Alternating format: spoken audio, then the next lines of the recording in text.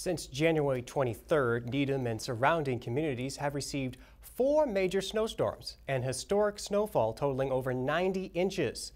With another month of winter left and the potential for more major storms, the town is calling for proper planning before, during, and after storms on the part of town departments, businesses, and residents.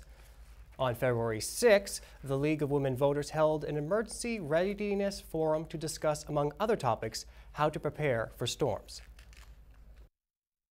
We all talk about where the storm's going, what we're going to do, resources, whether we open a shelter, whether you don't.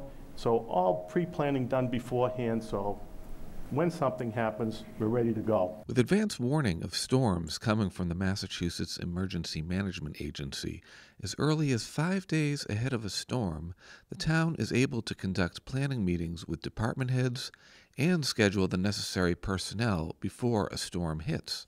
It's bringing in the staff in advance because you know you're going to have to keep a full complement of officers or firefighters on for an extended duration. Closing schools during a storm is not an easy decision for Superintendent Dan Goodykanst, as Fire Chief Dennis Condon explains. What Dan does is he takes all the information in how a storm is going to affect all the different departments, how it will affect the whole town, and then he bases his decision, which is not a little one. It's a tough thing for him to come up with, but I think he bases it on what everyone's input is. One factor that goes into school closings is sidewalk accessibility.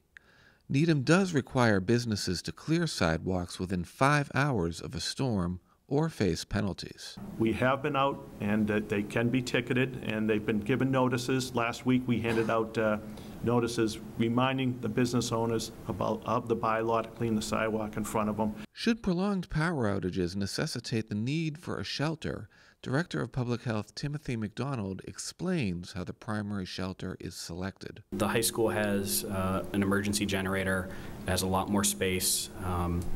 That would be our primary option. In the event that the town ever faces another prolonged situation like the blizzard of '78, there are resources to turn to. If that sort of happened, we have MEMA, who's in place in the Federal Emergency Management Agency, FEMA, who would be bringing in things from other regions, that bring in people from other parts of the country that wouldn't be affected. While the town prepares, there are things residents can do as well. People often don't think about kind of the everyday conveniences that they're used to.